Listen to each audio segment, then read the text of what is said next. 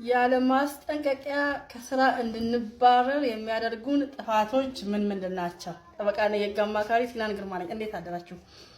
በአሰሪና ሰራተኛ ጉዳይ አዋጅ 1156/2011 መሰረት ያለ ማስጠንቀቂያ አሰሪዎቻችን እንዲያባሩን የሚያደርጉ ጥፋቶች አሉ። እነሱ ምን ምንድን ናቸው?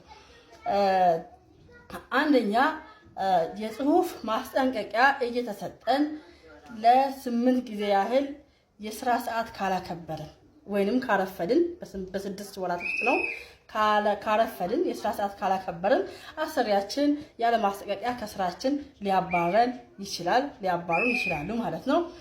ሁለተኛ በ6 ወራት ጊዜ ውስጥ የጽሁፍ ማስጠንቀቂያ እየተሰጠን ለ5 ቀናት ከስራ መቅረት፣ ይሄኛውም ያለ ማስጠንቀቂያ ከስራ እንድንባረር ያደርገናል። ሌላው ከ30 ቀናት በላይ እስር ቤት እንድንገባ ፍርድ ተፈርዶብን በዛ ምክንያት ከ30 ቀናት በላይ ከስራ ከቀረን ይሄኛውም ያለ ማስጠንቀቂያ ከስራ ያስባረናል ማለት ነው። ሌላው አሰሪዎቻችን በግልጽ ሳይፈቅዱልን ከስራ ቦታ ንብረት መውሰድ፣ የአሰሪዎቻችንን ንብረት በግልጽ ሳይፈቅዱልን ከወሰድን ይሄኛውም ያለ ማስጠንቀቂያ ከስራ ያስባረናል ማለት ነው።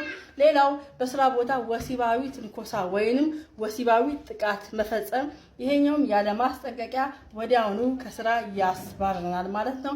ሌላው በሐሰተኛ ሰነድ መገልገል ወይንም ለመገልገል መገልገል ብቻ አይደለም፣ ኢቭን ለመገልገል መሞከር በራሱ ያለ ማስጠንቀቂያ ከስራ ያስባረናል ማለት ነው። ሌላው ህይወትንና ንብረትን አደጋ ላይ የሚጥል ድርጊትን ሆን ብሎ በስራ ቦታ መፈጸም፣ ህይወትንም ንብረትንም አደጋ ላይ የሚጥል ተግባርን ወይ ድርጊትን ሆን ብሎ በስራ ቦታ ላይ ከፈጸምን ይሄኛውም አሰሪዎቻችን ያለ ማስጠንቀቂያ ከስራ እንዲያባርሩን ያደርገናል ማለት ነው።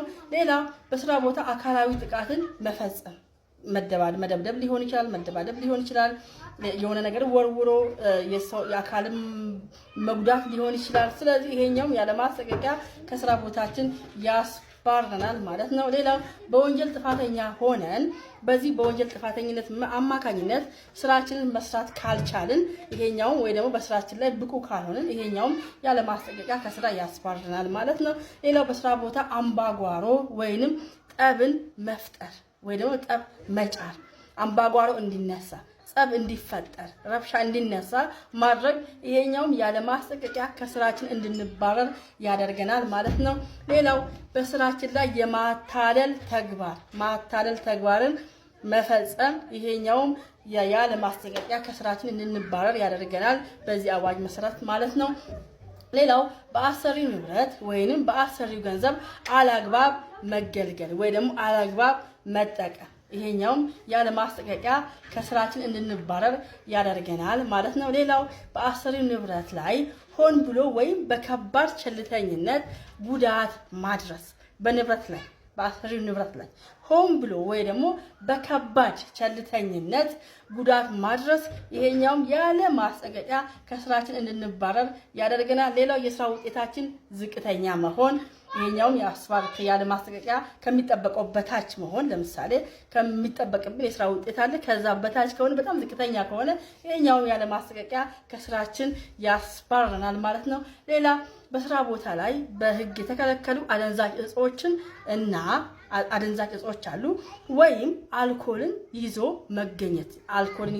መግባት ወይ ደግሞ ሌላ ቦታ ተጠቅመን ከዛ በኋላ አካላችንና አእምሮአችንን ለስራ ብቁ ሳናደርግ መግባት ይሄኛውም ያለ ማስጠንቀቂያ ከስራችን ያስባረናል ማለት ነው። ሌላው ህግ ሲያስገድደን ወይንም ደግሞ አሰሪዎቻችን በበቂ ምክንያት ከኤችአይቪ ምርመራ ውጪ ሌሎች የጤና ምርመራዎችን እንድናደርግ ጠይቀውን እምቢ ካለን ኤችአይቪ አንገደድም ለመመርመር።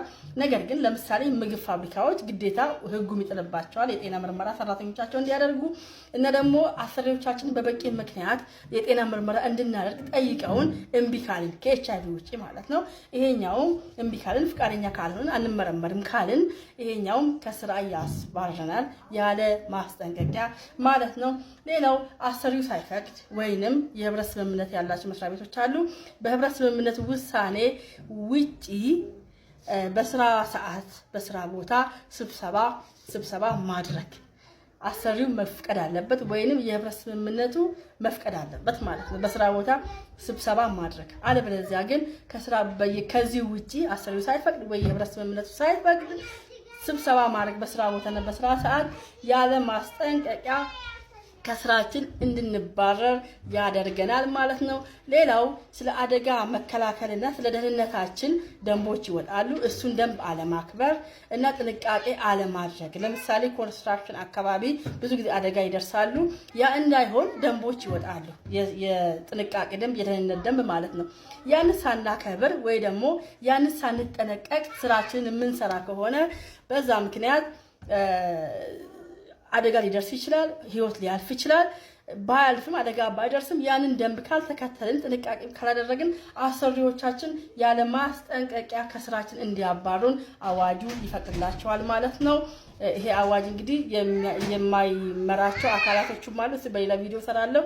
ግን በዚህ አዋጅ የሚተዳደሩ አሰሪና ሰራተኞች አዋጅ ቁጥር 1156 ህዝባር 2011 ነው የሚባለው። አዋጁንና አንቀጹን ኮሜንት ስራ አስቀምጬዋለሁኝ። በዚህ መሰረት ጥንቃቄ እያደረግን ስራችን እንስራ ለማለት እወዳለሁ። ጠበቃና ህግ አማካሪ ሲዳን ግርማ ነኝ። ደህና ዋሉ። ሌላው ምን ላቅርብ ምን እንዳቀርብ እንደምትፈልጉ ኮሜንት ስራ አድርጉልኝና ጻፉልኝና ብዙ ሰዎች የጠየቁትን ለማቅረብ እሞክራለሁ። አመሰግናለሁ። ደህና ዋሉ።